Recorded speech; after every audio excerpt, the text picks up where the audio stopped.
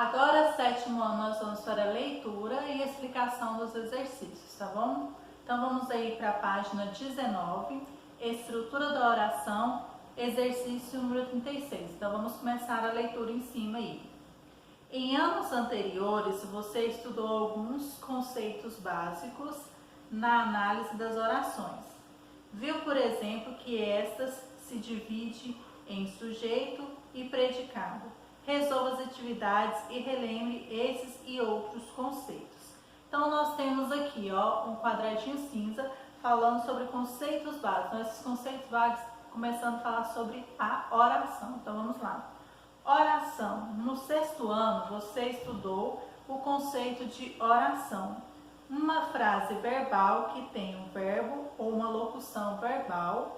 Uma oração é geralmente constituída por um sintagma nominal, o sujeito, e o sintagma verbal, o predicado.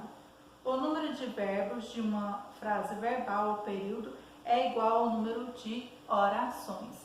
Então, estamos aqui, está relembrando com vocês o que é uma oração. Então, uma oração ela é composta por um sintagma nominal e um sintagma verbal. Então, o sintagma nominal, o sujeito, e o sintagma verbal, o predicado, da frase. Quando se pede núcleo do predicado nominal, você vai retirar o substantivo, vai tirar o nome. E quando se pede o núcleo do predicado verbal, você vai retirar o verbo do predicado, tá bom? O número de verbos de uma frase verbal ou período é igual ao número de orações. Então, exercício 36. Releia esta frase de um dos textos lidos neste capítulo e assinale a alternativa falsa. Qualquer coisa é só vocês retornar à leitura do texto, mas vamos a este trecho aqui.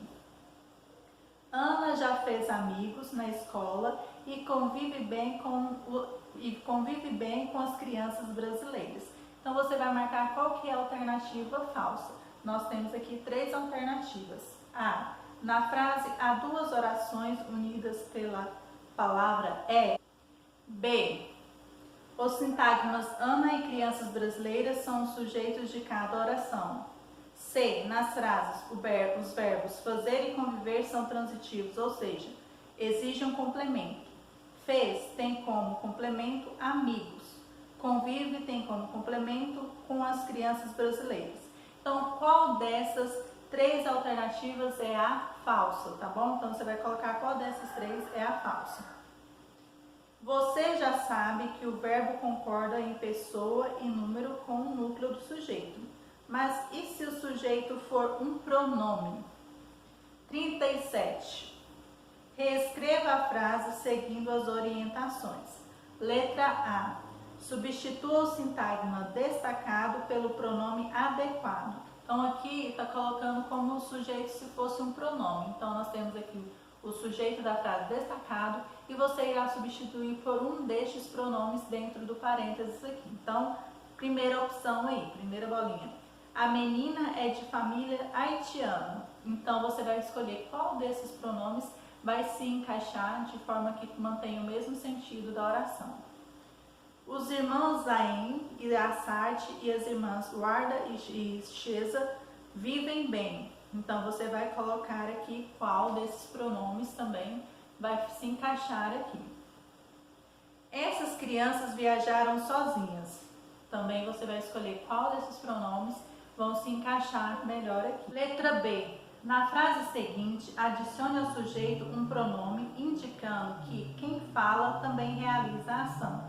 Então, nós temos aqui a concordância. Dicas.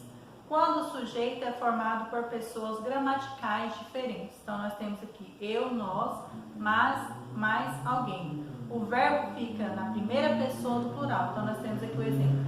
Eu e você fomos à livraria. Nós e os meninos viajamos muito. Se não houver a primeira ou segunda pessoa, o verbo usado fica na terceira pessoa do plural. Então, ela e a tia estão muito felizes. Então, quando há pronomes gramaticais diferentes, o verbo vai para a primeira pessoa do plural. E quando não houver forma de colocar nem na primeira nem na segunda, o verbo vai para a terceira pessoa do plural. E aqui na letra B, vamos reler aqui. Na frase seguinte, adicione ao sujeito um pronome indicando que quem fala também realiza ação. Então aqui, hoje eles vivem em um abrigo. Então dentro dessa oração você vai acrescentar mais um pronome, né? Então aqui nós temos hoje eles e depois na sequência você vai acrescentar mais um pronome e vai fazer essa modificação do verbo, né? Você vai colocar o verbo se ele vai se encaixar na primeira, na segunda ou na terceira pessoa do plural, tá bom? E no próximo vídeo daremos sequência à leitura dos exercícios.